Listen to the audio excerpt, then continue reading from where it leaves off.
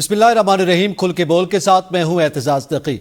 आज के प्रोग्राम में हम सबसे पहले जिक्र करेंगे कि स्पीकर कौमी असम्बली और पंजाब असम्बली ने इलेक्शन कमीशन को खत लिखा है मखसूस नशिस्तों के मामले पर, इसके क्या असरात मुरतब होंगे। और इसके साथ साथ हम जिक्र करेंगे कि PTI ने 21 सितंबर को लाहौर में हर सूरत जलसा करने का ऐलान किया है और बानी PTI की जानिब से इस हवाले से हिदायत भी सामने आई हैं, क्या सूरत हाल बनेगी। और इसके साथ साथ हम बात करेंगे वकला तहरीक की।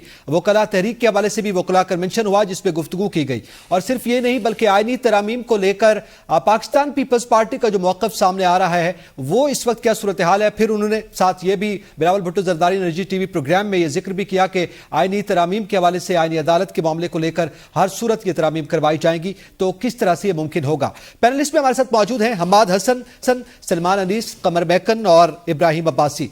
हम्माद हसन साहब, सबसे पहले मैं आपसे जानना चाहूँगा, स्पीकर कौमी असम्बली का ये खत, उसकी डिटेल्स आपके सामने हैं। मखसूस नशिस्तों को लेकर ये कहा गया कि इलेक्शन एक्ट में जो ज़ाहिर तरमीम हुई है उसके तहत अब जो है ये मखसूस नशिस्तों का मामले को उस अंदाज में देखा जाए कि वो दीगर आज़ाद अराकीन। ये डिटेल्स आपके सामने हैं। आप क्या समझते हैं इस खत की कानूनी हैसियत क्या है?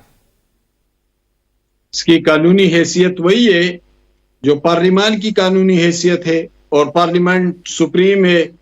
जो दूसरे इदारे हैं वो यकीनन उनकी अपनी अहमियत है, उनकी अपनी हैसियत है, और उसको तस्लीम किया जाएगा और उसको तस्लीम किया जा रहा है। आईनी हुदूद कुयूद है हर किसी के, लेकिन जो सुपरमेसी पार्लियामेंट को हासिल है वो किसी दूसरे को हासिल नहीं है, अव्वलियत पार्लियामेंट को हासिल है। तो अगर स्पीकर ने इलेक्शन कमीशन को खत लिखा है तो ये उसका इस्तेहकाक है और वो कस्टोडियन ऑफ द पार्लियामेंट है। तो जाहिर है कि वो तो जो कानून साजी हुई है पार्लियामेंट के अंदर या जो पार्लियामेंट के इख्तियारात है, तो उस हवाले से तो वो दूसरे इदारों के साथ कोऑर्डिनेशन करेंगे और ये खत लिखने का तो उन्हें हक भी हासिल है। और अच्छा, इसमें हम्माद साहब ये हक तो कासिम सूरी की रूलिंग भी हमारे सामने है, वो फिर उसमें कोर्ट आई थी और फिर वो वापस हुई। इसी तरह इन स्पीकर के खत का भी हम मामला है, तो क्या हम इसको कर सकते हैं कंपैरिजन? और फिर इसके साथ ये भी बता देना इसके असरात क्या होने जा रहे हैं। कासिम सूरी ने क्या रूलिंग दी थी? कौन से रूलिंग की आप बात कर रहे हैं? वही जो उन्होंने जी बतौर स्पीकर, जब डिप्टी स्पीकर उन्होंने ये रूलिंग दी थी कौमी असम्बली के, उस जमाने में वो पूरी डिटेल्स हैं वो यकीनन आपके सामने हैं। तो उस वक्त भी कोर्ट में उसको चैलेंज किया गया था, कोर्ट ने वो रूलिंग को मुस्तरद किया था, आपके इल्म में होगा। तो जो मेरा स्टांस है वो तो यही है कि पार्लियामेंट कोई भी हो, स्पीकर कोई भी हो, कोई भी रूलिंग हो, मैं तो सिर्फ अयाज सादिक के हवाले से बात नहीं कर रहा, मैं तो तमाम स्पीकर्स के हवाले से बात कर रहा हूँ। मैंने तो आपके प्रोग्राम में भी कहा कि मौलवी तमीजुद्दीन पार्लियामेंट के स्पीकर थे और वो आईन और अपने इख्तियारात और पार्लियामेंट की सुपरमेसी के लिए डटकर खड़े हुए थे, और एक तवील तारीख है। तो इस नातवा और कमजोर जमहूरी तारीख में भी कदर बेहतर अगर किसी का ट्रैक रिकॉर्ड रहा है तो इत्तेफाकन हमारे स्पीकर्स का रहा है। तो जो मैं तो देखो, मैं तो अपने स्टांस को नहीं छोड़ूंगा, या मैं अपने 20 साल सहाफत से हटूंगा तो नहीं कि मैं पार्लियामेंट की सुपरमेसी के अलावा कोई दूसरा किसी और की अहमियत उजागर करूं। तो मैं तो इसके हिमायती हैं। अब ये बताइएगा इस खत के कोई असरात क्या होने जा रहे हैं? क्या फाइनली वही होगा जो खत में मुतालबा किया गया? देखिए, इलेक्शन कमीशन हो या कोई भी हो, उसे तो स्पीकर के खत को इग्नोर करने का वो हक हासिल नहीं है। जाहिर है कि वो तो पार्लियामेंट के कस्टोडियन हैं, और उसने अगर पार्लियामेंट के इख्तियारात और कानून साजी के हवाले से खत लिखा है तो उस पर तो इलेक्शन कमीशन को तवज्जो देनी होगी। ये तो वो तो बाउंड है, इसके लिए बाउंड है। ठीक है। अच्छा, अब सलमान अनीस साहब, सुप्रीम कोर्ट का 12 जुलाई का फैसला भी है, अगर उसको भी मद्देनजर रखें, और उसके बाद फिर अब ये खत लिखा गया, मखसूस नशिस्तों के हवाले से फैसला आया, वजाहत के हवाले से भी इलेक्शन कमीशन गया, अब ये लेटर भी लिखा गया है, तो क्या इस वक्त एक तासुर मौजूद है कि हुकूमत और अदलिया के दरमियान फिर से एक महाजराई की फिजा हमें नजर आ रही है? क्या कोई ऐसी सूरत हाल है इस खत को लेकर? सिचुएशन तो तशवीशनाक है, इसलिए क्योंकि देखें सिर्फ हुकूमत और अदलिया नहीं है, इसमें इलेक्शन कमीशन ऑफ पाकिस्तान को आप जो है वो भूल गए। 3-4 चीज़ें हैं नकी साहब जिनकी तरफ मैं आपकी तवज्जो मबज़ूल कराना चाहता हूँ। सबसे पहली चीज़ तो ये है कि जिन सीटों की बात हो रही है مخصوص نشستوں کی، یہ خواتین کا اور جو ریلیجس مائنورٹیز ہیں یہ ان کی سیٹیں تھیں، اور ان کی سیٹوں کے اوپر یہ سیاست ہو رہی ہے اور یہ سرکس چل رہا ہے. یہ سب سے زیادہ تکلیف دہ بات ہے.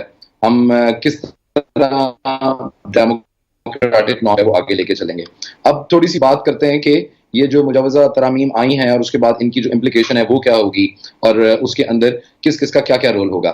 سب سے پہلی چیز تو یہ کہ یہ جو نیشنل اسمبلی کے اسپیکر نے جو لیٹر لکھا ہے الیکشن کمیشن کو، وہ بیسکلی انہوں نے اپنی طرف سے ایک گائیڈ لائن دی ہے. انہوں نے اپنا جو سٹینس ہے یا جو پارلیمنٹ کا سٹینس ہے یا جو انہوں نے قانون سازی کر دی ہوئی ہے اس سے آگاہ کرنے کی کوشش کی ہے الیکشن کمیشن آف پاکستان کو. ڈز ناٹ ریئلی میٹر، اس لیے کیونکہ الیکشن کمیشن آف یہ سارا پروگیٹو جو ہے وہ اس وقت الیکشن کمیشن آف پاکستان کا ہے.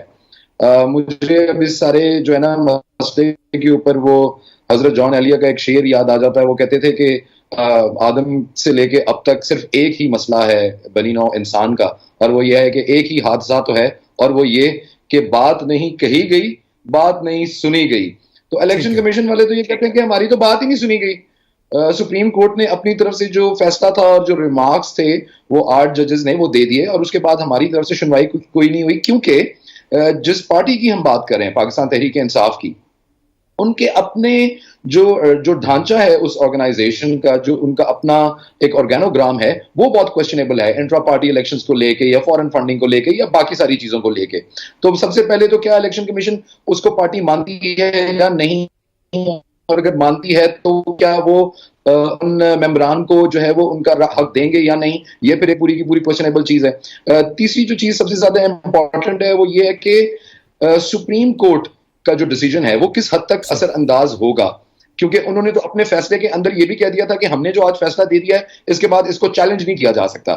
ساتھ انہوں نے ابہام بھی چھوڑا تھا کہ اگر کسی کو کوئی کنفیوژن ہو یا کوئی کسی قسم کی کوئی آپ کو بات سمجھ نہ آ رہی ہو تو you can always refer back to supreme court and challenge, not challenge but seek advisory from the supreme court.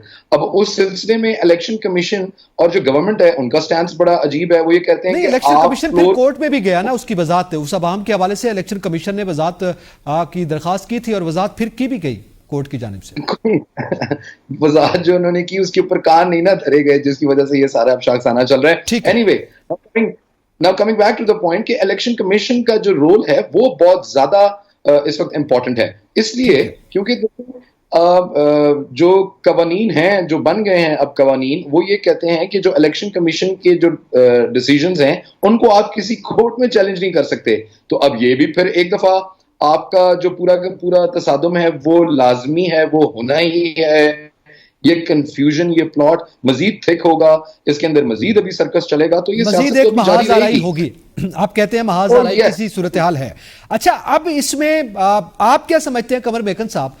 ظاہر کسٹوڈین آف دی ہاؤس ہیں، جیسے ابھی ذکر کیا گیا اسپیکر قومی اسمبلی، اور حماد صاحب جیسے کہہ رہے ہیں کہ ان کا حق ہے وہ قانونی طور پر خط لکھ سکتے ہیں، اور پھر الیکشن ایکٹ میں جو ترمیم ہوئی اس کے تحت وہ اس میں جو ڈیمانڈ کی گئی وہ ساری ڈیٹیلز آپ کے سامنے ہیں کہ مخصوص نشستوں کا فیصلہ کیا جائے. کیا اس میں اسپیکر قومی اسمبلی اپنی کوئی نیوٹرل حیثیت کو مشکوک بنا رہے ہیں؟ دیکھیے، بہت شکریہ نقی صاحب. اسپیکر اسمبلی جو ہے انہیں شاید اسپیکر اسمبلی بن کر ہی رہنا چاہیے تھا، کیونکہ وہ کسٹوڈین آف دا ہاؤس ہوتے ہیں. کچھ روز قبل بھی پارلیمنٹ کے اندر جو کچھ ہوا شاید اس کے بارے میں بھی کوئی وہ سخت احکامات جاری کرتے. وہ کچھ انہوں نے بیانات تو دیے کہ مجھے بڑا افسوس ہے اور میں اس ایوان سے الگ ہو جاؤں گا، لیکن وہ نعرہ وہیں تک تھا جب ان کے پارلیمنٹیرینز کو اٹھایا گیا.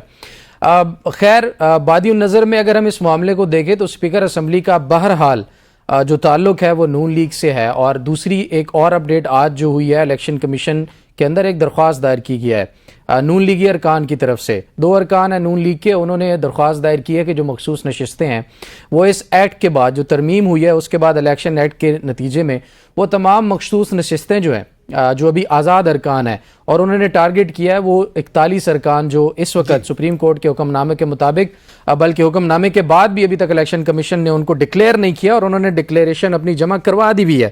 جو ابہام کی بات ہو رہی تھی اور اس ابہام کو جب سپریم کورٹ نے دور کیا تو میری ذاتی رائے کے مطابق اسی کے بعد پھر آئینی ترمیم کا جو سارا پلان تھا وہ فیل ہوا اس وضاحت آنے کے بعد. خیر، وہ دوسری طرف ہم چلے جائیں گے، لیکن ایاز صادق صاحب کا تعلق چونکہ نون لیگ سے اور نون لیگ کی ہی آج درخواست جو دائر کی گئی ہے، تو یہ میرے خیال میں ایک ایڈ تھی ان کا خط جو ہے اس درخواست کو اور الیکشن کمیشن کو کہ اگر آپ یہ کام کرتے ہیں اور مخصوص نشستیں نون لیگ کو اور اتحادی جماعتوں کو دے دیتے ہیں تو پھر ہم آپ کے ساتھ کھڑے ہیں. یہ میرے خیال میں ایک جسچر تھا پارلیمنٹ کی طرف سے یا حکومتی اتحادی جماعتوں کی طرف سے الیکشن کمیشن کو کہ آپ لوگوں کے ساتھ ہم کھڑے ہیں, آپ یہ ڈیسیجن لینے میں کسی بھی طرح سے پیچھے نہ رہیں, کھل کے یہ ڈیسیجن لیں اور یہ سیٹیں ہمیں دے دیں. اور اس کے بعد جو ممکنہ پلان ہے نا نقی صاحب, وہ بھی اب سامنے آ رہا ہے. وہ پلان کیا ہے؟ حکومت اس وقت جو چاہتی ہے آئینی ترمیم کرنا, اور میری ذاتی رائے کے مطابق اب ان کو شاید مولانا کی بھی ضرورت نہ پڑے. اگر الیکشن کمیشن اس وقت مخصوص نشستیں ان کو دے دیتی ہے تو مولانا کے بغیر ہی ان کی جو 2/3 اکثریت ہے وہ مکمل ہو جائے گی. اور اگر الیکشن کمیشن وہ نوٹیفیکیشن جاری کر دیتا ہے تو 1 گھنٹے کے لیے بھی اگر وہ اپلیکیبل ہو جاتا ہے, وہ امپلیمنٹیشن اس نوٹیفیکیشن کی ہو جاتی ہے مخصوص نشستیں حکومتی اتحاد کو دینے کی, تو اس 1 گھنٹے میں بھی ترامیم پاس کروائی جا سکتی ہیں جس کے ذریعے پھر آئینی عدالت بھی بن سکتی ہے. اور پھر جب اس معاملے کو لے کر جایا جائے, چیلنج کیا جائے, تو پھر یہ بیانیہ بنایا جائے گا اور یہ مطالبہ کیا جائے گا کہ چونکہ اب آئینی عدالت بن چکی ہے تو یہ آئینی معاملہ, آئینی تشریح کا, تو اس کو آئینی عدالت کے اندر ہی لے کے جایا جائے. اس کا راستہ جو ہے وہ اب کس طرح سے روکا جائے گا سپریم کورٹ کی طرف سے, اپوزیشن کی طرف سے, یہ ایک بڑا سوال ہے اس وقت. سپریم کورٹ میں چیلنج ہو سکتا ہے اگر اس سے پہلے کہ اس کو امپلیمنٹ کیا جائے؟ دیکھیں بالکل چیلنج ہو سکتا ہے, لیکن چیلنج ہونے کے بعد بھی پریکٹس اینڈ پروسیجر کے تحت 3 رکنی کمیٹی میں جائے گا. اور 3 رکنی کمیٹی کا جو آج اجلاس تھا وہ ملتوی ہو گیا صرف اس وجہ سے کہ اس میں قاضی فائز عیسیٰ صاحب نے شرکت ہی نہیں کی. حالانکہ پہلے وہ واٹس ایپ کے اوپر بھی ہو جایا کرتا تھا, ضروری نہیں تھا کہ فزیکلی ایک جگہ پہ تینوں محترم ججز کا اکٹھا ہونا, تو ڈیسیجن ہو جایا کرتے تھے. لیکن آج قاضی فائز عیسیٰ صاحب اس میں شامل نہیں ہوئے. وہ شامل کیوں نہیں ہوئے اس بات کی وضاحت ضرور آنی چاہیے, کیونکہ بڑے اہم ترین کیسز تھے اس کمیٹی کے اندر آج جو ڈیسائیڈ ہونے تھے, تو وہ کمیٹی ڈیسائیڈ کرے گی کہ پھر کب لگے گا کب نہیں لگے گا. لیکن اجلاس ہونا ضروری ہے. اگر قاضی صاحب شامل نہیں ہوں گے تو اجلاس نہیں ہوگا. اگر اجلاس ہو جائے گا تو پھر اکثریت ان کی نہیں ہے, پھر وہ جسٹس منصور اور جسٹس منیب کی مرضی سے لگے گا. تو یہ اس وقت جو گیم پلان ہے وہ اس طرح سے چل رہا ہے. ٹھیک ہے, اور ظاہر ہے اس میں پھر ایک اور بھی معاملہ ہے نا, پریکٹس اینڈ پروسیجر ترمیمی آرڈیننس کی بھی بات کی جا رہی ہے, اس میں ذرا بات کرتے ہیں. ابراہیم عباس صاحب, ہم ذرا چونکہ اسپیکر قومی اسمبلی کے لیٹر پہ بات کر رہے ہیں, ایک تو اس حوالے سے آپ کمنٹ کیجئے گا. دوسرا, آپ کیا سمجھتے ہیں, کیا اسپیکر قومی assembly custodian of the house, اس میں ہم یہ کیسے کہہ سکتے ہیں کہ وہ ان کی نیوٹرلٹی جو ہے وہ مشکوک ہو گئی ہے؟ وہ خط لکھ رہے ہیں اور الیکشن ایکٹ میں ترمیم کی گئی اسی کے تحت لکھ رہے ہیں جو کہ پارلیمان کا حق ہے. دیکھیں 2-3 چیزیں بڑی سمجھنے کی ضرورت ہے. پہلی چیز تو یہ ہے کہ پارلیمنٹ سپریم نہیں ہے, سپریم پاکستان کا آئین ہے. تو دوسری چیز یہ ہے کہ جو اسپیکر نے خط لکھا ہے وہ بنیادی طور پہ میرے سمجھتا ہوں ان کی اپنی رائے ہے, اور سپریم کورٹ کا جو فیصلہ ہے وہ میں سمجھتا ہوں کہ اس خط سے بڑا ہے. وہ فیصلہ جو ہے اس کے اوپر یہ اسپیکر جو ہے اس کا خط اس کو کبھی بھی سیٹیسفائی نہیں کر سکتا یا اس کے اوپر اثر انداز نہیں ہو سکتا. میں نے اس معاملے میں بہت سارے وکلاء سے خود ذاتی طور پر بات کی, میں نے ان سے پوچھا جس وقت یہ خط آیا, کیونکہ میری اپنی اس معاملے کو کور کر رہا ہوں, تو میں نے بہت سارے وکلاء سے بات کی. میں نے ان سے پوچھا کہ اس کے کیا اثرات ہوں گے مخصوص نشستوں کے حوالے سے, کیا الیکشن کمیشن اس کے اوپر کوئی فیصلہ کر سکتا ہے یا نہیں کر سکتا. تمام وکلاء نے مجھے جو انہوں نے اپنی رائے دی وہ یہ تھا کہ اس کا کوئی قانونی حیثیت نہیں ہے. یہ بنیادی طور پر جو اسپیکر ہیں نیشنل اسمبلی کے یا پنجاب اسمبلی کے, انہوں نے اپنی رائے دی ہے کہ اس طرح جو ایکٹ بنا ہے اسمبلی نے پاس کیا ہے. دوسری طرف اگر الیکشن کمیشن جو ہے وہ پارلیمنٹ کے اسپیکر آف دا ہاؤس کے جو ہے وہ اس خط کے اوپر چلتے ہوئے مخصوص نشستیں دوسری جماعتوں کو دے دیتا ہے تو پھر آٹومیٹکلی یہ جو ہے وہ توہین عدالت ہو جائے گی. اس کے بعد جو پاکستان تحریک انصاف ہے وہ الیکشن کمیشن کے ایکٹ کو جو ہے وہ سپریم کورٹ میں کنٹیمپٹ آف کورٹ کی پروسیڈنگ کی درخواست کے ساتھ جو ہے وہ لے کے جا سکتی ہے. لیکن کس بنیاد پر ابراہیم, کس بنیاد پر یہ چیلنج ہوگا؟ وہی بنیادی سوال تو یہ ہے نا کہ وہ کہہ رہے ہیں یہ ایکٹ جو ہے ترمیم لائی گئی 2017 سے لاگو ہے. اب 2017 سے وہ اگر لاگو ہوتا ہے اور اس کے بعد پھر ظاہر ہے جو سپریم کورٹ کا فیصلہ آیا تو اس حوالے سے تو پھر پارلیمان میں جو اگر ترمیم ہوئی ہے تو کس انداز میں وہ چیلنج ہوگا؟ 2017 سے امپلیمنٹ ہوتا ہے تو پھر تو ظاہر ہے معاملات ان کے حق میں جا سکتے ہیں. دیکھیں یہ مخصوص نشستوں والا جو اصل میں جو معاملہ ہے نا, اس میں جو ہے آپ نے اسی مناسبت سے دینی ہے. جس کی جتنی سیٹیں, مثال کے طور پہ یہی ہوا ہے کہ 6 سیٹیں آپ اس کو 10 کیسے دے سکتے ہیں, یا جس کی 2 سیٹیں آپ اس کو 4 خواتین کی سیٹیں کیسے دے سکتے ہیں. جس طرح سلمان بھائی نے یہ بات کی ہے خواتین کی یا دوسری مخصوص نشستیں ان کا حق بنتا ہے. ہر پارٹی کے جس وقت کاغذات نامزدگی جمع ہو رہے تھے ان کاغذات کے ساتھ پاکستان تحریک انصاف نے فارم 33 جو جمع کروائے تھے اس نے اپنے پارٹی افیلیشن کے سرٹیفکیٹ دیے تھے. اس وقت ہم 41 آفس کے اندر وہ 41 آزاد اراکین. جی سرٹیفکیٹ تو انہوں نے اپنے جمع کروائے ہوئے ہیں، لیکن الیکشن کمیشن نے جو ہے وہ انتخابات کے چند روز پہلے جو ہے وہ بلے کا نشان چھین لیا. سپریم کورٹ بھی اس کا فیصلہ آ گیا تو وہ کیا کرتے. یہ تو اس وجہ سے جو ہے وہ میں سمجھتا ہوں کہ سپریم کورٹ آف پاکستان نے ریلیف دی ہے پاکستان تحریک انصاف کے رہنماؤں کو، ان کے ایم این ایز کو، کہ آپ کے آخری وقت میں آپ کے سپریم کورٹ نے آپ سے آ کے بلا لے لیا. تو اس چیز کا انہوں نے فائدہ اٹھایا. آپ نے افیلیشن تو دی ہوئی تھی. لسٹیں جو اب جس طرح سلمان بھائی نے بات کی، الیکشن کمیشن کے اندر ابھی بھی پاکستان تحریک انصاف ایک سیاسی جماعت ہے. اس کی لسٹ 102 نمبر پہ اس کا لسٹ کے اندر نام ہے. لیکن جو تنظیمی ڈھانچے کی جو بات کر رہا ہے الیکشن کمیشن، 3 دفعہ انتخابات کروائے پاکستان تحریک انصاف نے. باقی جو اے این پی ہے اس کے انتخابات کے اندر میں بھی وہاں پہ موجود تھا الیکشن کمیشن کے اندر، ان کا تو انہوں نے جرمانہ کر دیا. بالکل صحیح ہے. ابھی تو صورتحال یہ ہے نا، پھر وہ انٹرا پارٹی پہ جا رہے ہیں، پھر وہ مولانا فضل الرحمان کے حوالے سے بھی کہا جے یو آئی فیک کا بھی، پھر وہ اس کا ظاہر ہے یہ ایک اور پینڈورا باکس بھی کھولنے کی کوشش کی جا رہی ہے. لیکن میں حماد حسن صاحب تھوڑا آپ جی سلمان صاحب آپ کیا کہنا چاہ رہے ہیں؟ نکی اس میں صرف ایک چیز ایڈ کر لیں، اور وہ یہ کہ میرے خیال ہے پاکستان کی تاریخ کے اندر بہت اچھا ایک مائل سٹون جو ہے وہ سیٹ ہوگا، اور وہ یہ ہے کہ supreme court for the first time democratic norms کے ساتھ کھڑی ہوئی ہے. They are standing with the restoration of democracy and they are working very hard کہ کسی طریقے سے کسی پارٹی کا استحقاق نہ ہو اور لوگوں کی جو ول ہے وہ prevail who. and this is very surprising کہ پارلیمنٹ جو ہے وہ بالکل اس کے کانٹریری جا رہی ہے. حالانکہ وہ لوگ ہیں لوگوں کی ووٹ سے آئے ہیں allegedly، اور وہ لوگوں کی ترجمانی کر رہے ہیں، لیکن پارلیمنٹ لوگوں کی جو فیڈ بیک ہے اور ان کی جو منشا ہے اس کے برعکس جا رہی ہے. اور جو سپریم کورٹ ہے وہ لوگوں کے ساتھ کھڑی ہے. ٹھیک ہے، ڈیموکریسی کے ساتھ کھڑی ہے. ٹھیک ہے. اچھا، اب اس میں حماد حسن صاحب آپ سے میں جاننا چاہتا ہوں، آج کیس میں جو سپریم کورٹ کے چیف جسٹس ہیں جسٹس قاضی فائز عیسیٰ، انہوں نے ایک منطق پیش کی ہے اور انہوں نے یہ کہا ہے کہ جناب ڈبے کھلنے کے بعد فارم 45 ہو یا فارم 47 اس کی کوئی حیثیت نہیں رہ جاتی. آپ کیا سمجھتے ہیں، کیا کہہ رہے ہیں؟ مطلب میں سمجھنا چاہ رہا ہوں آپ سے، آپ سیزن جرنلسٹ ہیں، کہ کیا کہنا چاہ رہے ہیں؟ وہ حکومت پہ تنقید کر رہے ہیں یا آپ پی ٹی آئی پہ تنقید کر رہے ہیں؟ اس کا کیا مطلب لیا جائے؟ اعتزاز میں آج موجود بھی نہیں تھا، سارا دن سفر میں رہا، تو میں زیادہ اپڈیٹ نہیں ہوں اس حوالے سے. تو میرے خیال میں یہ کوسچن قمر میکن کی طرف لے جائے. چلیں قمر میکن صاحب آپ بتا دیجئے. جی ڈبے کھلنے کے بعد جی بہت شکریہ حماد حسن صاحب کے اعتماد کا. دیکھیے آج بلوچستان کا صوبائی حلقہ تھا 14، اس میں پیپلز پارٹی اور نون لیگ کے جو ارکان اسمبلی یعنی کہ امیدوار تھے اس حلقے کے اندر، ان کے درمیان تنازع تھا. پیپلز پارٹی کی امیدوار کہتے تھے کہ جو معاملہ ہے جو ریٹرننگ آفیسر تھے وہ جانبدار تھے، اور انہوں نے فارم 45 جب بنا اور اس کے بعد دوبارہ گنتی کا جب معاملہ آیا تو اس میں ڈبے کھولے اور گنتی تبدیل ہوئی، تو اس میں پیپلز پارٹی کے جو ایم این اے ہیں ان کو ہرا دیا گیا اور نون لیگ کے جو امیدوار تھے ان کو جتوا دیا گیا. محمد علی خان غالباً ان کا نام ہے. تو وہ معاملہ اب چلتا چلتا سپریم کورٹ میں آ گیا تھا. تو سپریم کورٹ میں قاضی فائز عیسیٰ صاحب نے اس معاملے پر ریمارکس دیے ہیں آج، اور انہوں نے کہا ہے کہ یہ جو معاملہ ہے اس میں فارم 45 اور فارم 47 کوئی اہمیت نہیں رکھتا جب ڈبے کھل گئے ہیں. لیکن یہاں پر نا جو سب سے اہم بات ہے وہ یہ ہے کہ چلے مان لیا کہ ڈبے کھل گئے ہیں، میں ذرا ڈیٹیل میں اس کی آپ کو نکال کر مزید اس کے اوپر اپڈیٹ کروں گا. لیکن جو قاضی صاحب کا مین پوائنٹ تھا نا کہ جی جب ڈبے کھل گئے یا ووٹوں کے سامنے فارم 45 کی کوئی اہمیت نہیں ہے، تو فارم 45 بنتا کیسے ہے یہ ہمیں دیکھنا ہوگا کہ فارم 45 کو ہم اگنور کر سکتے ہیں یا اگنور نہیں کر سکتے.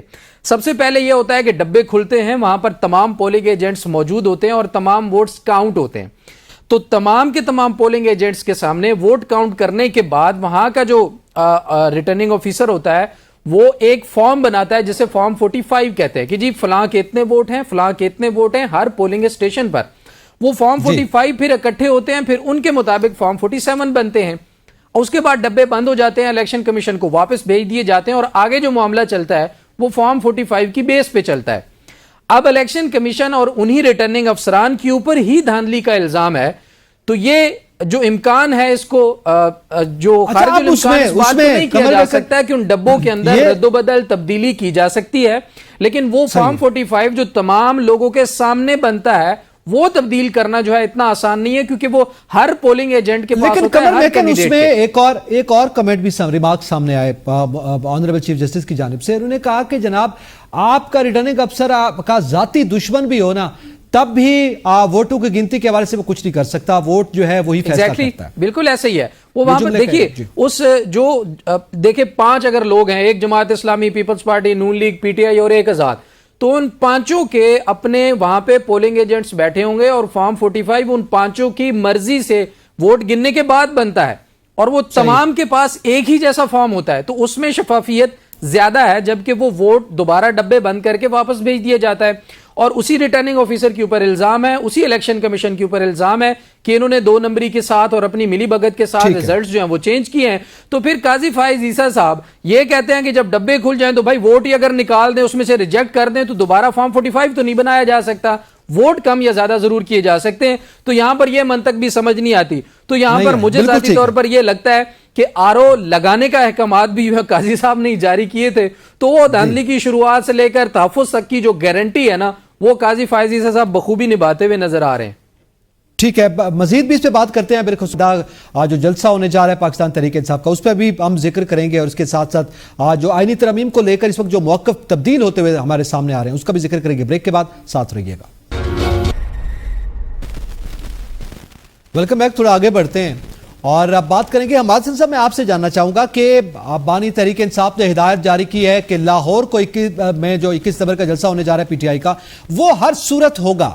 دوسری جانب پنجاب بھی حکومت جو ہے وہ ڈٹی ہوئی ہے, وہ کہہ رہے ہیں نہیں جی ہم تو جلسہ نہیں کرنے دیں گے. اب ظاہر ہے یہ ایک دو بدو کی کیفیت نظر آ رہی ہے. ہم ہفتے کے روز کیا مناظر دیکھیں گے لاہور میں؟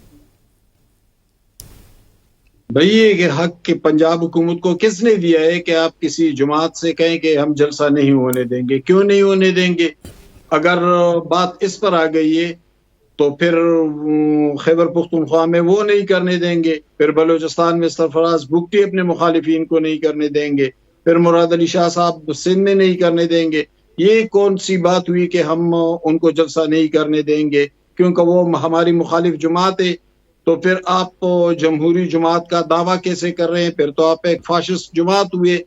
دیکھیں یہ ان کا حق ہے کہ وہ جلسہ جہاں کرنا چاہے کریں, لیکن المیہ یہ ہے ہماری تاریخ کا کہ ہمیں تو گلہ ہمیشہ آمرانہ قوتوں سے رہا, لیکن یہ آپ ہی کی تاریخ ہے کہ سول جماعتیں اور جمہوری ادوار میں بھی اپنے مخالفین کو برداشت نہیں کیا گیا. بھٹو مخالف جلسہ ہو رہا تھا لاہور میں تو جلسے میں سانپ چھوڑے گئے, لیاقت باغ میں ولی خان اور ان کے ساتھیوں پر فائرنگ ہوئی. تو یہ تو ہماری تاریخ ہے, اور اب اس بدنما تاریخ کو اگر مسلم لیگ نون کی حکومت لے کر چل رہی ہے تو پھر وہ کل یہ گلہ تو نہ کرے کہ ہمارے ساتھ یہ ہو رہا ہے اور وہ ہو رہا ہے.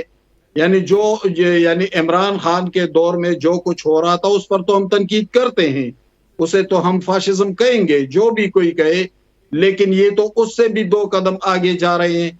تو دیکھیں یہ ان کا حق ہے کہ وہ جہاں چاہے جلسہ کر سکتے ہیں, لیکن آئین و قانون کو بھی نظر میں رکھنا ہوگا, اور جو آئین آپ کے حدود و قیود کا تعین کرتا ہے, اس کو وضع کرتا ہے, اس سے آگے نہ جائیں. اس سے آپ آگے جائیں گے تو دوسری جماعتوں کو بھی یہ حق حاصل ہے کہ اس کا محاسبہ کرے, انٹیلیجنشیا اور میڈیا کو بھی یہ حق حاصل ہے کہ اس پر تنقید کرے, اور ہم کرتے ہیں. ہم 9 مئی پر بھی تنقید کرتے ہیں, ہم افغانستان کے ساتھ بات چیت پر بھی تنقید کرتے ہیں کہ ایک وفاقی اکائی کو یہ اختیار کہاں سے حاصل ہے, لیکن ہم اس پر تو ان کے ساتھ کھڑے ہوں گے کہ مریم نواز کو یا اس کی جماعت کو یہ حق تو ہرگز حاصل نہیں ہے کہ آپ لاہور میں جلسہ نہیں کر سکتے. کیا یہ لاہور کی انڈیا میں واقع ہے یا یہ پنجاب حکومت میں مریم نواز کی حکومت یا ہم کہیں مسلم لیگ نون کو یہ حق حاصل نہیں ہے, مگر کمشنر کو اور DC کو تو یہ حق حاصل ہے نا, وہ NOC نام ہے. تو DC کو یہ حق حاصل ہے, لیکن DC اسی انتظامی سٹرکچر کا حصہ ہوتا ہے جسے وزیر اعلیٰ چلاتا ہے یا جسے فیڈرل گورنمنٹ چلاتی ہے پرائم منسٹر. وہ اسی سٹرکچر کا حصہ ہوتا ہے, وہ اسی پالیسی کو لے کر آگے چلتا ہے. پہلے NOC نہ ملنا پھر پنجاب حکومت کا جو ہے وہ بدنیتی کہا جائے گا, کیونکہ ہم نے یہاں NOC کا وہ سارا ڈرامہ ہمارے سامنے اترا, آپ کے سامنے اترا, آپ نے دیکھا ہے پہلے. ظاہر ہے یہی کچھ ہو رہا ہے. بدنیتی تو اس سے واضح ہے. پہلے انہیں اسلام آباد میں جلسہ نہیں کرنے دیا گیا, بار بار ان کا جلسہ منسوخ ہو رہا تھا. جب ترنول میں انہوں نے جلسہ کیا، گو کہ علی امین گنڈاپور کے لب و لہجے پر ہم نے اعتراض کیا، کرتے رہیں گے، لیکن یہ تو ہماری تاریخ ہے کہ کل نواز شریف کو یہ نہیں کر رہے. لیکن سوال اہم یہ ہے کہ کیا یہ سیاسی حکومتیں کر رہی ہے؟ کیا یہ کل عمران خان کر رہا تھا؟ کیا یہ آج مریم نواز اور شہباز شریف کر رہے ہیں؟ دیکھیں کلیئر ہونا پڑے گا کہ سیاسی قوتوں کو کون پیچھے دھکیلتا ہے اور ان سیاسی قوتوں کو آگے کون لاتا ہے. مختلف ادوار میں ان کے یہ سوال اپنی جگہ موجود ہے. کبھی مثبت رپورٹنگ کا حکم ملتا ہے، کبھی جی یہ سوال اپنی جگہ موجود ہے. سلمان انیس صاحب سے جاننا چاہوں گا کہ وزیر اعلیٰ خیبر پختونخوا علی امین گنڈاپور کو بھی لاہور پہنچنے کی انہوں نے عوام کو ہدایت کی ہے، لاہور پہنچے. اب ظاہر ہے جو ترنول کا جلسہ تھا یہاں تک تو وہ کے پی کے کی بھی ایک بڑی تعداد میں عوام کو لے کر آئے اور پنجاب سے بھی لوگ آئے. لاہور میں کیا آپ سمجھتے ہیں کتنی حد تک وزیر اعلیٰ کے پی کے کامیاب ہو پائیں گے عوام کو لانے میں؟ اور اس کے ساتھ ساتھ آپ کیا سمجھتے ہیں کہ دوسری جانب یہ تو نہیں ہوگا کہ صبح صبح وہ جیل کا دروازہ کھلے گا اور پھر کوئی ملاقات ہوگی، پھر جلسہ کینسل کروایا جائے گا، پھر کوئی نئی ڈیٹ دی جائے گی؟ نقیب بات یہ ہے کہ ابھی میرے فاضل دوست جو ہے نا وہ جوش خطابت کے اندر جمہوری اقدار کی اور فریڈم آف سپیچ کی اور جلسے جلوسوں کی جو ہے نا آزادی کے اوپر بات کر رہے تھے. میں کہا پتہ نہیں جوش خطابت میں یہ نہ کہتے ہیں کہ پی ایم ہاؤس کے اندر جلسہ کرنے کی اجازت ہونی چاہیے، کون روک سکتا ہے؟ اور پیچھے سے علی امین گنڈا میرے خیال میں حواس صاحب کہہ رہے تھے، دیکھیں وہ تو آئینی طور پہ کہہ رہے ہیں نا کہ آئینی طور پر سب ایک منٹ ان کو بات واضح کرنے دیں گے، میں جواب دے دوں گا. جی کلیئر کر لیں. آئینی طور پہ انہوں نے یہ نہیں کہا کہ ڈرائنگ روم میں کرنا ہے ہم نے جلسہ. Anyway now coming back to the discussion that we are having, دیکھیں پی آئی کے ساتھ جو معاملات مختلف ہیں، جو دی پرابلم از کہ ان کا ٹریک ریکارڈ نہیں ٹھیک ہے، جو ہمیشہ سے ہم کہتے ہیں. اب دیکھیں نا، ان کو 8 سپٹمبر کو جلسہ کرنے کی اجازت دی گئی ہے، اس کے بعد ماشاءاللہ علی امین گنجاپور نے جو وہاں پہ گل پاشی کی ہے، اس کے بعد وہ لاپتہ ہو گئے، پھر 7 گھنٹے صبح 7 بجے تک وہ معافیاں مانگتے رہے اپنی بیان کے اوپر. ایسے جلسے کرنے ہیں تو نہ ہی کریں. اگر آپ نے ملک کو عدم استحکام کے اندر ڈالنا ہے اور وہی انتشار کی باتیں کرنی ہیں اور کوئی چیز ایڈ نہیں کرنی، غریب آدمی کے حقوق کی آپ نے بات نہیں کرنی، تو گھر بیٹھو بھائی جی، پھر تسی جلسے نہ کرو، تسی سکون کرو. It's as simple as that. دیکھیں میں جو ہمیشہ کہتا ہوں نا کہ خان صاحب کی جو پوری سیاست ہے وہ گورنمنٹ کو سبٹاج کرنے کی اور اس کی جو مشینری ہے اس کو روکنے کے اوپر مذکور ہے. اس کے علاوہ انہوں نے کچھ نہیں کرنا. میں آپ کو چھوٹی سی مثال دے دیتا ہوں. بلوم برگ کی غالباً آج کی رپورٹ ہے، وہ یہ کہتے ہیں کہ پاکستان کے اندر ڈیکیڈ کے اندر 10 سالوں کے اندر جتنی انویسٹمنٹ ڈائریکٹلی ہوئی ہے اسٹاک ایکسچینج کے اندر وہ پہلے کبھی نہیں ہوئی. It is the strongest. اس وقت آج جو ہے وہ چائنیز یوم آزادی جو ہے وہ ان کا تھا، نیشنل ڈے تھا، پرائم منسٹر بھی وہاں پہ تھے. پورے کے پورے پروگرام کو ریوائیو کرنے کی کوشش ہو رہی ہے. اور جو پاکستان جس طریقے سے اپنے آپ کو رول اوور کرا رہا ہے، اپنے جو قرضہ جاتے ہیں ان کے اندر جو دوست ممالک ہیں اس کی امپورٹنس کے اوپر بات ہو رہی ہے. ایس سی او سمٹ ہونے والی ہے اگلے مہینے کے اندر، تو ہی just wants to sabotage this entire process.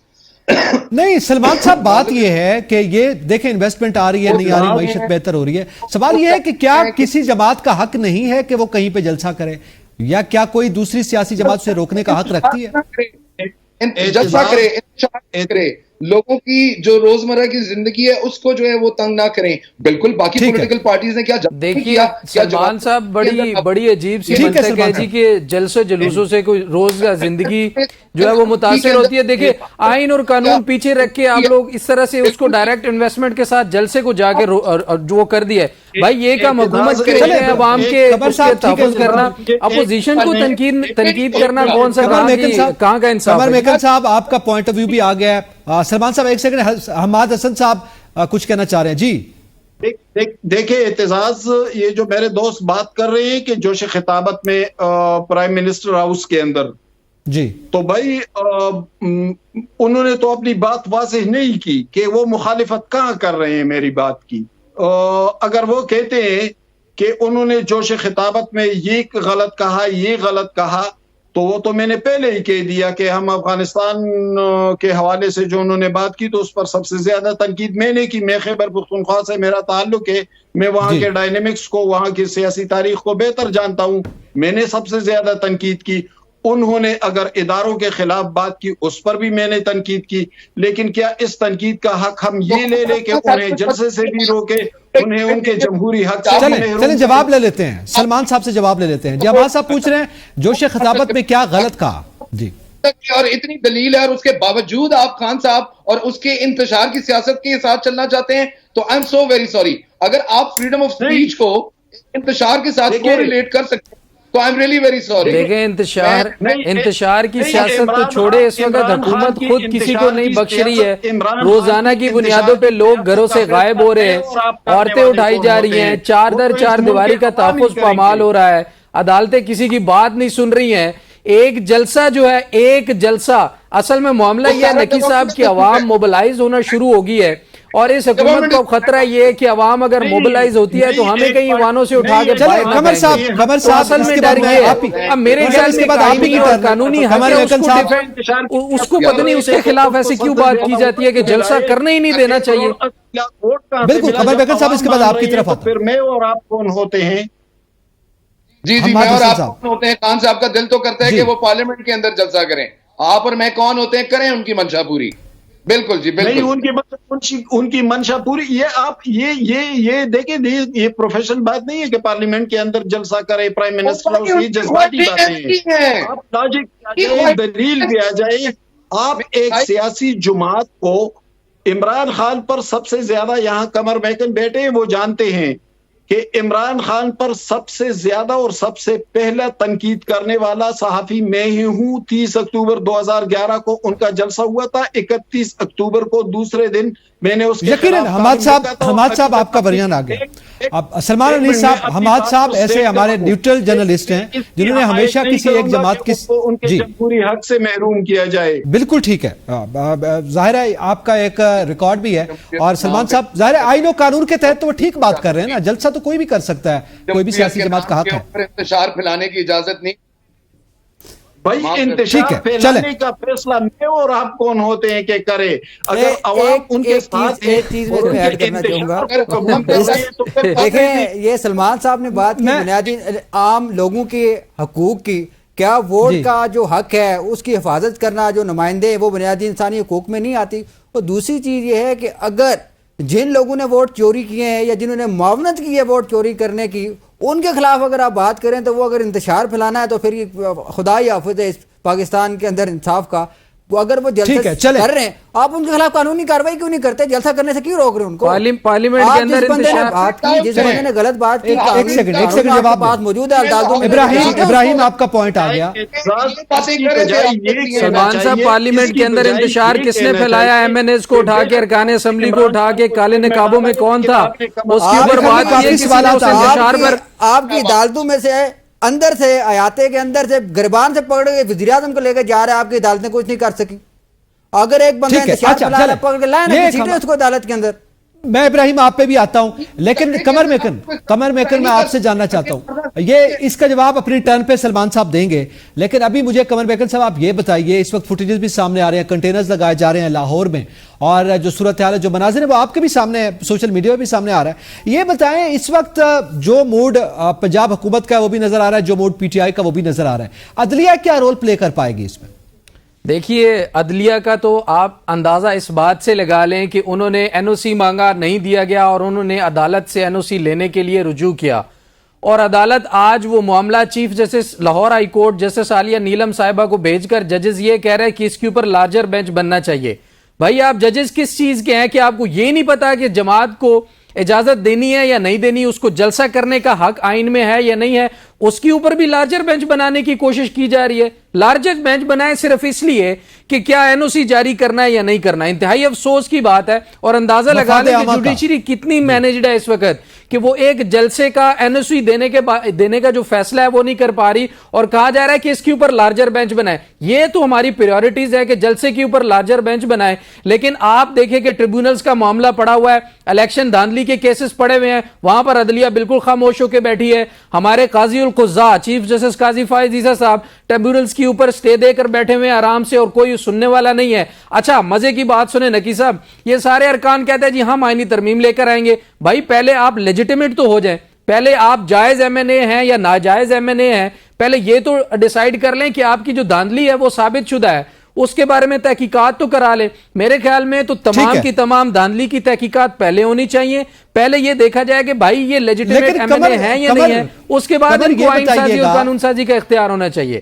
خیر، جلسے کی آپ نے بات کی ہے تو میں آپ کو ایک منٹ دیجیے گا جلسے کے بارے میں۔ کورٹ کی بات کی، اسی سے سوال ہے، اسی سے ریلیٹڈ سوال لے لیں آپ۔ مفاد عامہ کا کیا یہ معاملہ ہے؟ کیونکہ کورٹ نے یہ کہا نا بینچ بنایا جائے، مفاد عامہ کا معاملہ ہے۔ مفاد عامہ نہیں، مفاد پنجاب حکومت کا معاملہ ہے۔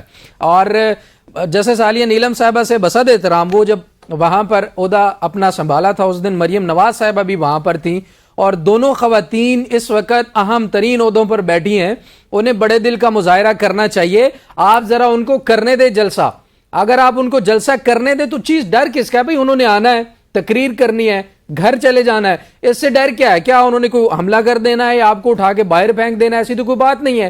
اصل میں مسئلہ یہ ہے کہ نون لیگ جلسہ شروع ہونے سے پہلے یہ ایسے اقدامات کرتی ہے کہ جلسہ ہو نہ ہو وہ جو بیانیہ ہوتا ہے وہ پہلے ہی کامیاب ہو جاتا ہے۔ تو یہ اپنے پاؤں پہ کلاڑی مارنے والی بات ہے۔ بھائی ان کو کرنے دے جلسہ اور پھر دیکھیں کہ جلسہ کیسے ہوتا ہے۔ اب اسے کنٹینر لگا کے خود روڈ بند کر دیے ہیں۔ سلمان صاحب کہہ رہے تھے لوگوں کے لیے مشکلات ہوتی ہے، مشکلات جلسے والے تو بعد میں بنائیں گے، حکومت پہلے سے بنانا شروع کر دیتی ہے۔ ٹھیک ہے، اس پہ مزید بھی بات کرتے ہیں اور اپنے دیگر موضوعات کا بھی ذکر کرتے ہیں۔ بریک کی طرف بڑھنا ہے، بریک کے بعد مزید گفتگو کریں گے، ساتھ رہیے گا۔ Welcome back. آپ ذرا آگے بڑھتے ہیں۔ ابراہیم، میں آپ سے جاننا چاہتا ہوں کہ وکلاء تحریک کا یہ معاملہ ہے، وکلاء کنونشن ہوا آپ کے علم میں، انہوں نے کہا جی آئینی پیکج کے حوالے سے ہم اس کو کسی صورت جو مجوزہ آئینی ترامیم ہے ان کو قبول بھی نہیں کیا جاتا اور یہ ہم کبھی پاس بھی نہیں کروانے دیں گے کورٹ سے۔ لیکن آپ کیا سمجھتے ہیں کہ اب وکلاء، ایک جانب تو ظاہر عدلیہ کا معاملہ تھا، وکلاء بھی عدلیہ کے ساتھ آ گئے ہیں اور حکومت کے خلاف اب عدلیہ کی ایک اور بحاظ آرائی اس آئینی ترامیم پیکج کو لے کر شروع ہونے جا رہی ہے، اور یہ وکلاء تحریک جو ہے موجودہ سیاسی حالات پر کیا اثر مرتب کرے گی؟ دیکھیں، یہ جو وکلاء کی تحریک ہے، یہ جو بنیادی طور پر جو چیف جسٹس اسلام جو سپریم کورٹ ہے، چیف جسٹس آف پاکستان، جو سپریم کورٹ کو جو ہے بنیادی طور پر بچانے کی کوشش ہے، جس طرح کا سٹرکچر چلتا آ رہا ہے پورا 70-75 سالوں میں، اس کو بنیادی طور پر بچانے کی کوشش کی گئی ہے۔ دوسرا، اگر آپ سے ایک وکلاء کی تحریک کی اگر آپ بات کریں، میرا نہیں کہ خیال کہ اتنا کوئی زور پکڑے گی وکلاء کی تحریک، کیونکہ وکلاء تو اس وقت نہیں نکلے جس وقت پاکستان کے اندر بنیادی انسانی حقوق کی خلاف ورزیاں ہو رہی تھیں۔ اس وقت وکلاء تحریک کو پتہ ہی نہیں تھا وکلاء کو کیا ہو رہا ہے پاکستان کے اندر، لوگوں کے گھروں پہ چھاپے مارے جا رہے تھے، اس وقت وکلاء کو نہیں پتہ چلا۔ اب کالے کوڈ کے اوپر اس وقت بات آ گئی ہے کہ اب آپ ان کو پیرالائز کرنے کی کوشش کی گئی ہے حکومت کی جانب سے سپریم کورٹ کو یا ان کے ججز کو، تو اس سلسلے میں جو ہے کالے کوٹ کو اپنا جو ہے وہ اختیار یاد آیا، اپنے حقوق کی بات یاد آئی ہے۔ لیکن یہ کالا کوٹ اس وقت کہاں تھا جس وقت لوگوں کے گھروں کے گھر چھاپے مارے جا رہے تھے، لوگوں کے بچوں کو اٹھایا جا رہا تھا، چادر اور چار دیواری کا تقدس پامال کیا جا رہا تھا، ایک سیاسی جماعت کے ساتھ ظلم کیا جا رہا تھا۔ یا ماضی میں اگر آپ کہیں دیکھیں جب وکلاء تحریک چلی ہے تو وہ صرف اپنے کالے کوٹ کے تقدس کی بچانے کے لیے چلی ہے، کبھی بھی بنیادی انسانی حقوق کے معاملے پر نہیں چلی، جس طرح سلمان نے پہلے کیا ابراہیم اس وقت حامد خان صاحب اس وقت ایکٹیو نہیں ہوئے؟ کیا وہ دیکھیں، حامد خان صاحب سینیٹر بنے، اس کے بعد وہ ٹی وی بھی بہت کم آتے، ان کا کوئی ایسا بیان ہی نہیں آیا جس سے یہ لگا ہو کہ وہ عمران خان کو یا اپنے چیئرمین کو یا پارٹی کے لیے کچھ کام کر رہے ہیں۔ وہ تو صرف قاضی صاحب کے خلاف ایک بیان دے کے غائب ہو جاتے ہیں۔ لیکن اب تو متحرک نظر آ رہے ہیں، اب تو بڑے متحرک نظر آ رہے ہیں۔ لیکن وہی بات میں کر رہا ہوں نا، جس وقت کالے کوٹ کے اوپر بات آئی ہے تو اس وقت متحرک ہوئے نا۔ بنیادی انسانی حقوق جس وقت پامال ہو رہے تھے، ایک جماعت کے اوپر اس وقت مشکل وقت تھا، یہ اس میں کوئی شک نہیں ہے، اگر کوئی شخص کوئی غیر قانونی کام کرتا ہے اس کے خلاف قانون گرفت کرے، اس کو عدالتوں میں لے کے جائیں، میں نے پہلے بھی بات کی۔ لیکن اگر ایک 3-4 سال کا یا 12 سال کا بچہ اگر کسی گھر سے اٹھایا، اس کی بچی کو اگر اٹھا لیتے ہیں تو اس کے اوپر کالا کوٹ کیوں خاموش رہتا ہے؟ ایک تو کالا کوٹ انصاف ہی نہیں فراہم کر رہا پاکستان کے اندر، حق کے لیے آواز بھی بلند کرے گا۔ اچھا، اب ایک تو وکلاء تحریک کے معاملے کو لے کر ہی چونکہ بات کریں، حسن صاحب، بلاول بھٹو زرداری کی گفتگو آپ نے سنی، گزشتہ روز بھی انہوں نے نجی ٹی وی سے گفتگو کی، آج بھی کی ہے، اور وہ اپنا بار بار موقف دے رہے ہیں کانسٹیٹیوشنل کورٹ کا۔ وہ کہہ رہے ہیں کہ ہمارا تو سی او ڈی میں بھی یہ موجود تھا، 2006 سے ہماری یہ ڈیمانڈ ہے، بلکہ 2004 سے کسی حد تک، اور پھر ظاہر ہے ہم اس کے تحت چل رہے ہیں۔ اب مسودے کا وہ بھی کہہ رہے ہیں اس وقت ہمیں نہیں دکھایا گیا، وہ ساری باتیں اپنی جگہ پہ، لیکن اب وہ بات کر رہے ہیں کہ ہر صورت آئینی ترامیم جو ہیں وہ پاس کروائی جائیں گی۔ ایک جانب یہ صورتحال ہے، یہ موقف پیپلز پارٹی کا سامنے آ رہا ہے، آپ دوسری جانب جو ہے وکلاء سڑکوں پر ہیں، تو کیا منظر دیکھیں گے ہم؟ वही मंजर देखते हैं जो एक जमहूरी अमल की तरफ बढ़ने से बनता है। देखिए, अगर बिलावल भुट्टो कह रहे हैं कि हम अपने आईनी तरामीम लाएंगे तो उन्हें ये इस्तेहकाक हासिल है, वो पार्लियामेंट के मेंबर भी हैं, उनके पास एक बड़ी अक्सरियत भी पार्लियामेंट में मौजूद है, उनकी पार्टी एग्जिस्ट कर रही है। अगर मौलाना साहब के अपने तहफ़्फ़ुज़ात है वो इस हवाले से मुशावरत कर रहे हैं तो ये उनका भी इस्तेहकाक है, हुकूमत का भी है। तो पार्लियामेंट के अंदर जो जमातें हैं उनको ये हक तो हासिल है और वो ऐसा कर सकते हैं, लेकिन हमें जरा माजी की तरफ भी देखना होगा। अदालती निज़ाम जो हमारा है तो इस वक्त पूरे पाकिस्तान में 27 लाख के करीब केसेस पेंडिंग हैं। हम रोज अदालतों कचहरियों में देखते हैं कि लोगों के साथ क्या सलूक होता है। इस वक्त सुप्रीम कोर्ट में 55,000 से 60,000 तक केसेस पेंडिंग हैं। जो इंसानी और बुनियादी हुकूक के हवाले से बातें वो सब कुछ हम भूल चुके हैं और हम हर वक्त ये बात करते हैं कि जस्टिस फाइजी साहब ने ये कहा, जस्टिस मंसूर अली शाह साहब ने ये कहा और फलाना मखसूस सीटों का ये मामला है, फलाना ये मामला है, लेकिन इसके अलावा भी वो फैज साहब ने कहा था और भी दुख है ज़माने में मोहब्बत के सिवा। तो वही सूरत हाल हमें अदालती और आईनी हवाले से भी दरपेश है कि जो हमारे बुनियादी मसाइल हैं, इससे बढ़कर भी मसाइल हैं, उन मसाइल पर कोई बात नहीं हो रही है। इस पर कोई बात नहीं हो रही है कि स्वात में एक निहत्ते आदमी को मारा गया, इस पे कोई बात नहीं हो रही है कि 2 बच्चों को सियालकोट में मारा गया, इस पर कोई बात नहीं की जा रही है कि अभी क्वेटा में एक मौलवी साहब के साथ क्या मामला पेश आया। तो देखें, हमारे तो बुनियादी मसाइल ये भी हैं, लेकिन चूंकि हमारा सारी तवज्जो जो हमारी है वो सियासत पर मरकूज हो गई है। तो ये तो एक बहुत अच्छा इकदाम है। वो कि तमाम सियासी जमातें तकरीबन इस पर मुत्तफिक अच्छा इकदाम है, ठीक है, होना चाहिए। लेकिन उसी में हमाद साहब इकदाम जो है वो एक सेकंड में सवाल की इजाजत दीजिएगा। अब जाहिर है ये तमाम तर मामलात अपनी जगह पे अदालती इस्लाहात की जरूरत है, लेकिन क्या वजह है कि एकदम ऐसी हिजानी कैफियत तारी हो गई कि अभी से हमें इस्लाहात करनी है, रातों रात संडे को हमने पार्लियामेंट बुलानी है और सबको इकट्ठा करना है, फिर मुसवदा भी किसी को नहीं दिखाना। एक तो ये मामला है, और दूसरा अब जाहिर है इस पे वकला जो कि आइन की जाहिर तशरीह भी करते हैं, अदलिया की हम बात करें, वो भी इसकी मुखालफत में नजर आ रहे हैं, क्योंकि वकला तहरीक में ये कहा गया कि 20 जो रिटायर्ड जजेस हैं वो भी शामिल होंगे। देखिए, अगर पार्लियामेंट का इजलास उजलत में बुलाया गया और एक हंगामा उस रात मचा हुआ था, तो ये तो एक गलती है, लेकिन एहसास जिम्मेदारी भी दिखाई दे रही है कि वो इस्लाहात की तरफ बढ़ रहे हैं। और वैसे भी कॉन्स्टिट्यूशनल और आईनी मामलात फौरी तौर पर इस तरह हल नहीं हो पाते। 1973 का आईन बन रहा था तो भुट्टो और हफीज पीरजादा ज्यूरिस्ट और कॉन्स्टिट्यूशन माहिरीन से मुसलसल राब्ते में थे। मौलाना मुफ्ती महमूद साहब जो थे वो उलमाए किराम के साथ राब्ते में थे। शाह अहमद नूरानी साहब मुताले की तरफ उनका ज्यादा वो था, क्योंकि वो कादियानियों को अकलियत करार देने का मामला था, तो वो इल्मी हवाले से काम कर रहे थे। वली खान जो थे वो लेफ्ट के सियासतदानों के साथ राब्ते में थे। तो एक तवील मुशावरत हुई और फिर कहीं जाकर 1973 का आईन बना।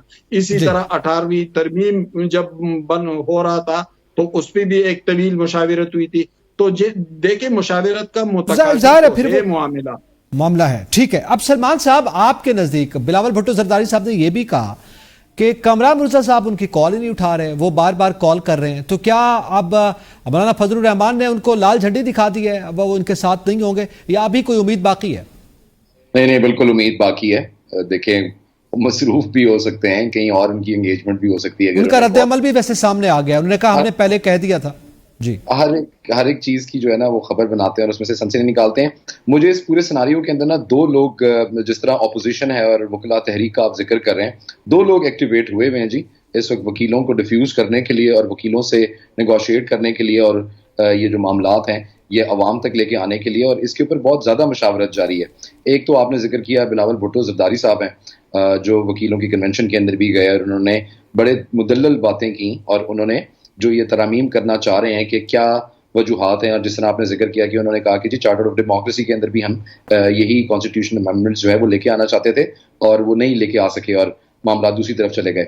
साथ ही साथ आजम नज़ीर तारड़ साहब जो है وہ بھی لوگوں سے ملے ہیں, وکلا سے ملے ہیں, اور انہوں نے جو گورنمنٹ کا پوائنٹ آف ویو ہے وہ ٹیبل کیا ہے. اس میں ایک جو ہے نا وہ نہ کہ بڑی حیران کن بات تھی, اور شاید وہ جو ملٹری ٹرائلز کے حوالے سے بات ہو رہی ہے اس کو جسٹیفائی کرنا چاہ رہے تھے. اس میں انہوں نے کہا کہ جی جو بینظیر بھٹو کے مرڈررز تھے شہید کے, وہ بھی اویلیبل تھے, ان کے ڈی این اے ٹیسٹ جو تھے وہ بھی میچ کر گئے تھے, اور باقی ساری چیزیں بھی ہو گئی تھیں, لیکن ان سہولت کاروں کو آزاد کر دیا گیا. اور بعد میں یہ پتہ لگا کہ وہ ججز کے اوپر بہت زیادہ پریشر تھا. تو ظاہر ہے کہیں نہ کہیں کانسٹیٹیوشنل ریفارمز کی بھی ضرورت ہے, جوڈیشل ریفارمز کی بھی ضرورت ہے, تاکہ جو ججز ہیں ان کی آئیڈینٹی کو سیف گارڈ کیا جا سکے, یا اگر ملٹری ٹرائل کی طرف چیزیں جاتی ہیں تو ان کو کس طرح لے کے چلنا ہے. تو دیکھیں ایک میسو لیول کے اوپر ایک لارجر ڈائلاگ کی بالکل ضرورت ہے, اور وہ ہو رہا ہے اس وقت. جس طرح ابھی ذکر کیا ہے انہوں نے کہ گورنمنٹ نے اجلت کے اندر جو حرکت کی سنڈے کو اور کرنے کی یہ پوری کوشش کی, وہ بیک فائر کیا, اور سینٹی پریویلڈ, جس طرح پچھلی دفعہ بات کر رہے تھے کہ کولیکٹیو وزڈم کا پریویل کرنا وہ بہت زیادہ ضروری ہے. تو وہ تقریباً تمام, چاہے وہ حکومتی جماعتیں ہوں یا اپوزیشن جماعتیں ہوں, they are on the same page now, they want to deliberate, they want to sit and see کہ کیا کیا چینجز آ رہی ہیں, اور ان کا جو کانسٹیٹیوشنلی امپیکٹ ہے وہ کیا ہوگا, اور اس کا عام آدمی کی زندگی کے اوپر کیا امپیکٹ پڑے گا. ٹھیک ہے, اب ذرا آگے بڑھتے ہیں. آپ ظاہر پیپلز پارٹی کے حوالے سے آپ نے وہ کیس کا ذکر کیا, اس میں تو خود پیپلز پارٹی اب مخالف ہے نا, وہ تو آرٹیکل 8 میں جو ترمیم کرنا چاہ رہے ہیں اس کو ڈیفینڈ کر رہے تھے اعظم نذیر تارڑ صاحب, لیکن بلاول بھٹو زرداری صاحب اس کی مخالفت کرتے ہوئے دکھائی دیں. آج ٹی وی میں انہوں نے شو میں یہ بات کی ہے. لیکن چلیں تھوڑا آگے بڑھتے ہیں, وہ مشاورت ہوگی, کیا صورتحال ہوگی. لیکن وکلاء تحریک کی جب ہم بات کریں تو قمر میکن صاحب, مشرف دور میں بھی ایک وکلاء تحریک چلی تھی, اب ظاہر ہے اس پہ ڈسکشن شروع ہو گئی ہے, بات ہو رہی ہے. تو کیا اس وقت بھی جو حالات تھے وہ آپ کے بھی سامنے ہیں, ہمارے بھی سامنے ہیں, وہ حالات زیادہ مشکل تھے یا آج کے حالات زیادہ مشکل ہیں وکلاء تحریک اگر آگے بڑھتی ہے؟ ابراہیم نے ابھی کہا کہ وکلاء تحریک میں انہیں کوئی دم نظر نہیں آتا, کیا مشکل حالات کی وجہ سے؟ دیکھیے, میں ابراہیم بھائی کی بات کو سیکنڈ کروں گا. مجھے بھی اس میں ایک چیز واضح طور پر نظر آ رہی ہے کہ وکلاء ابھی تک خاموش رہے ہیں. آئین بڑی دفعہ آئین شکنیاں ہوئی ہیں بہت سارے اداروں کی وجہ سے, پارلیمنٹ کے اندر آئین شکنیاں ہوتی رہی ہیں, حکومت نے کی ہیں, وزرائے اعظم جو ابھی تک بیٹھے رہے انہوں نے کی ہیں. ہمارے سامنے کاکڑ صاحب ہیں, وہ اپنی مدت 3 ماہ کے بجائے 9 ماہ سے 1 سال سے بھی اوپر چلے گئے تھے. الیکشن کمیشن کی بہت ساری قانون اور آئین کی خلاف ورزیاں ہیں, تو سارے لوگ خاموش بیٹھے رہے. عورتوں کو اٹھایا گیا, بچوں کو اٹھایا گیا, لوگوں کے اوپر پرچے کیے گئے, بہت ساری چیزیں. بہرحال اب وکلاء ایکٹیو کیوں ہے, اصل سوال یہ ہے.